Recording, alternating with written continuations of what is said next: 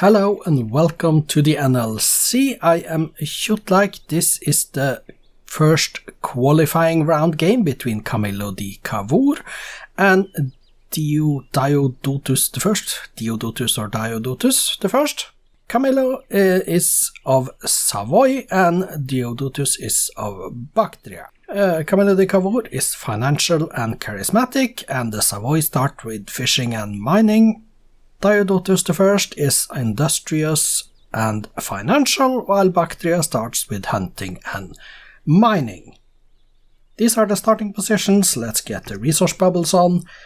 Camillo di Cavour starts here, next to a river, also next to copper. There is coal for later, more copper, there is sheep up there, some uranium and another uranium, and some desert hills up there.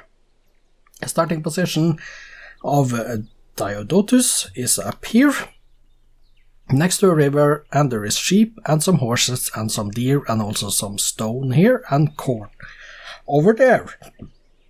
I'm sorry. Let's get this game rolling then, shall we? Without further ado, let's see. There it is. Off we sorry, go. Cavour versus Diodotus the First in the NLC first qualifying round. I have to apologize for my throat this game. I've had a really bad cough for the past few days and I'm not over it, but I have to start recording today because today is Sunday and tomorrow is Monday and this is going up tomorrow. So the games for this round, they are going to be me coughing a lot, and I may have to get some silence here if I get my worst coughs. Okay, it has gone 137 turns, almost 150, and I haven't commented on the game yet. Cavour with 5 cities, Diodotus on 3, both of them getting construction. Camillo di Cavour of Savoy is 1.2 times the strength of the Bactrian leader. 7 cities to 5 at the moment. Different religions. Diodotus the First is pleased with Camillo di Cavour. 9 cities, 10 cities now to Cavour. 10 to 7. Turn 195. 10 to 7 and Cavour is 1.7 times the strength, and we have the war. There is the war. 11 cities, Cavour 6 to Diodotus the First. 12 to 5. It looks like Cavour of Savoy is going to take this game on and go for a conquest. 12 cities to 5. You still have the war. 1.5 times, 1.4 times the strength of Diodotus, so Cavour is losing a few units in the war. 1.3 times the strength. Well, but 13 to 4 cities now. Going for optics, it doesn't matter really. 13 cities to 4, and we see that Camillo di Cavour is 1.6 times the strength of Diodotus the First. 13 cities to 4 still.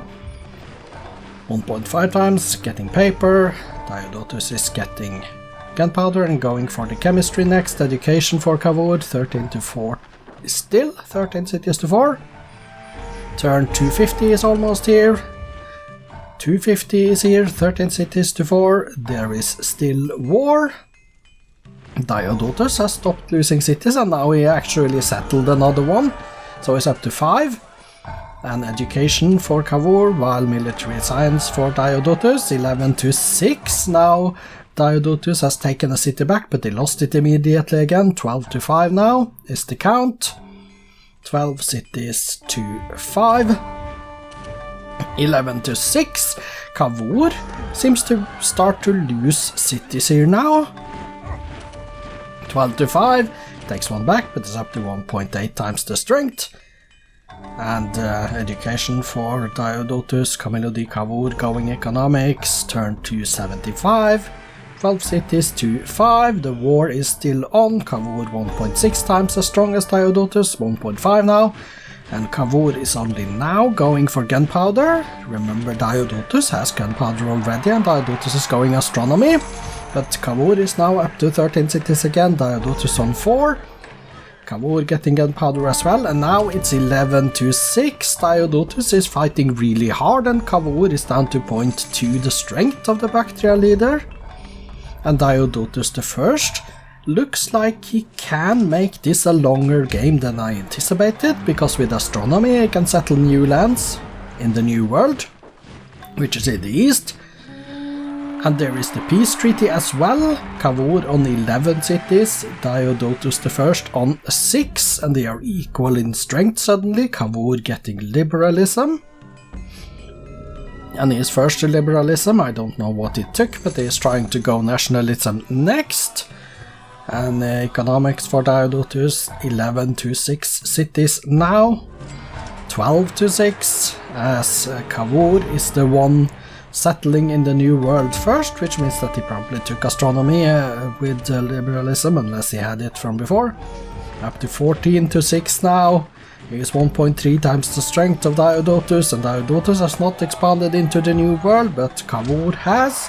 So 14 cities now, Cavour, to 6 of Diodotus. I am kind of impressed by Diodotus the First, that he has managed to stay alive for so long against a leader with a lot more cities than he has. Which means that if they had approximately the same number of cities early, then I think that Diodotus the First could be a very dangerous leader to go up against. We now see there is peace treaty and Cavour with 15 cities. Diodotus the First has 7, and he has also a city in the New World, all the way into the east. And the next war is on, and it is Cavour that has declared 16 cities to 7 now. Cavour 1.5 times as strong as Diodotus. 17 cities to 6, 16 to 7, 17 to 6 again, 17 to 7. After Diodotus has settled another one, 16 to 8 at the moment. And turn 366, 16 cities to 8, which is means that Camillo di Cavour has twice as many cities as Diodotus the First.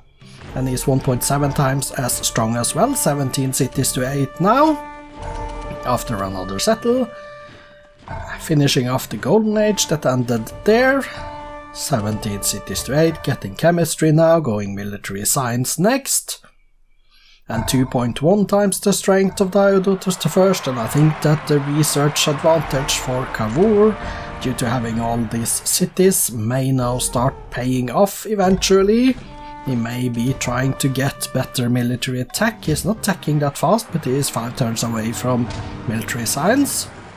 18 cities to 7. And Diodotus the First, he is only half the strength of Cavour now, 18 cities to 7, and 19 cities as Cavour founds yet another one on that island. Sorry, 19 cities to 7. Cavour going very slowly towards steel, but he is twice as strong as Diodotus the First anyway, 19 cities to 7. Cavour has kind of disappointed me a little bit, because he didn't take advantage of the huge early advantage.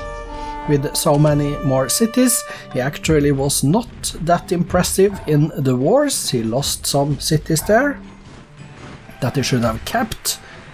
And that means this game is going to be longer than what it could have been. Now it's turn 414 with 19 cities to 7, 20 to 6. Now he took one. Diodotus the First is down to 6 cities.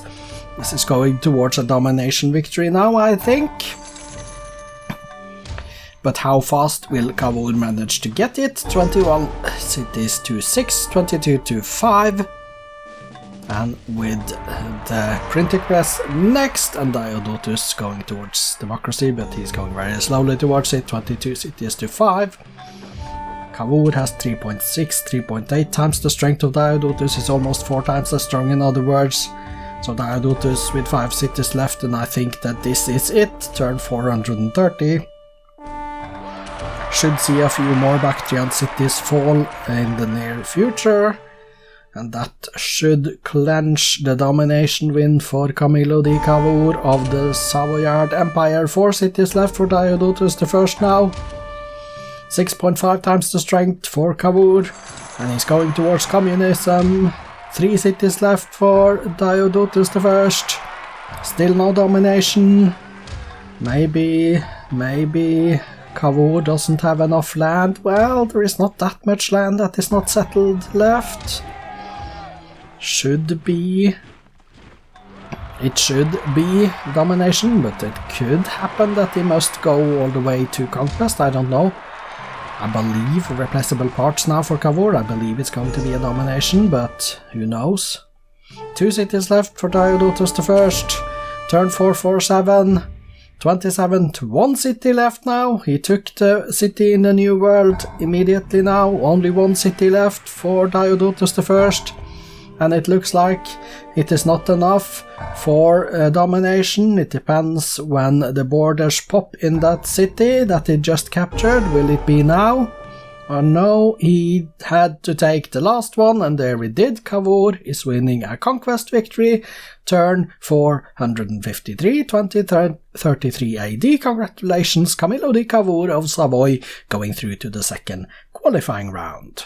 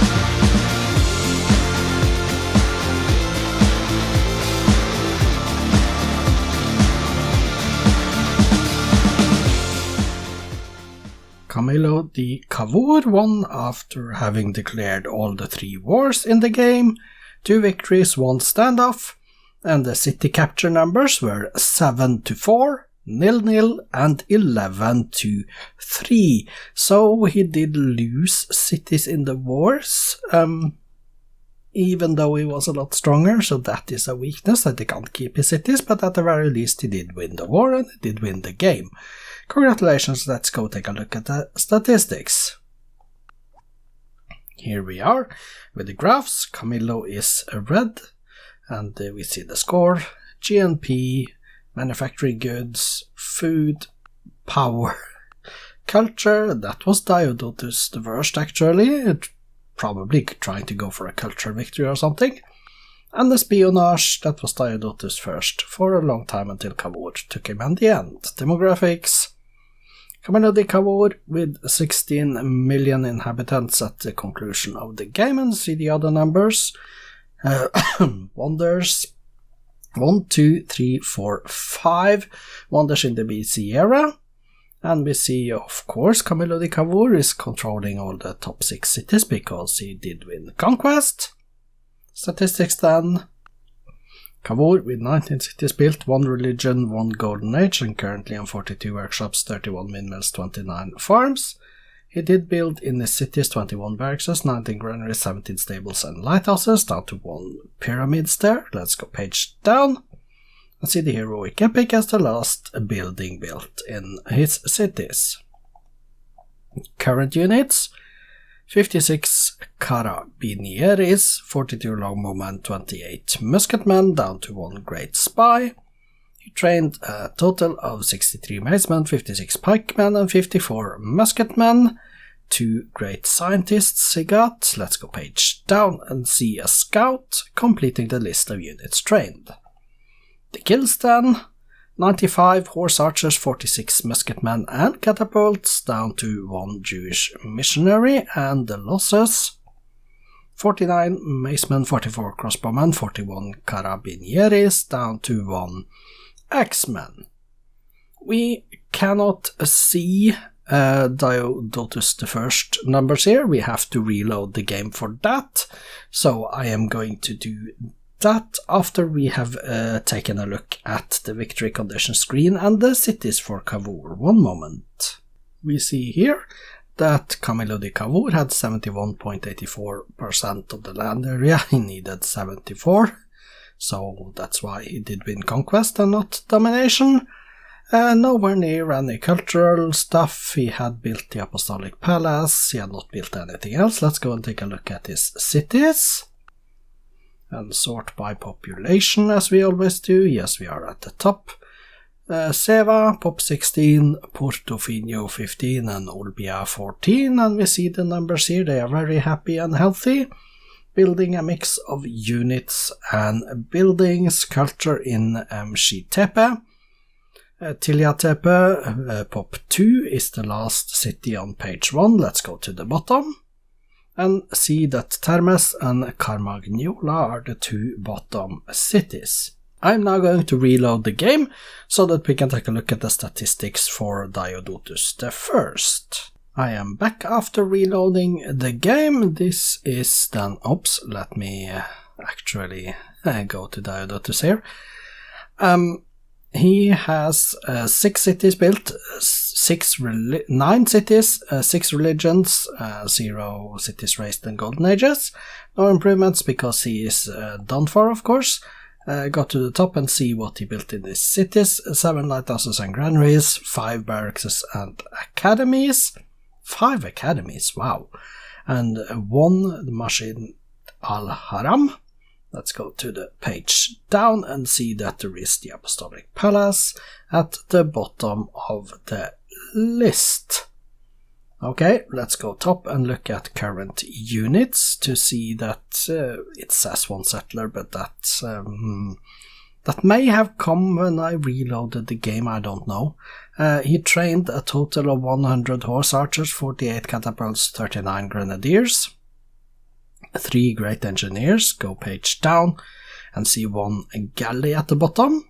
The kills then: 49 macemen, 44 crossbowmen, 40 trebuchets. If these numbers are not correct, of course you will have to compare them with the Camillo di Cavour numbers, because those are correct. I have 1 axeman at the bottom there. The losses: 95 horse archers, 46 musketmen and catapults, and down to 1 Jewish missionary. So we can congratulate Camillo di Cavour going through to the second qualifying round. And this was it for today. Tomorrow there is the game between Canute and Usman in the NLC. I am Kjotleik. I hope to see you back tomorrow. Goodbye for now.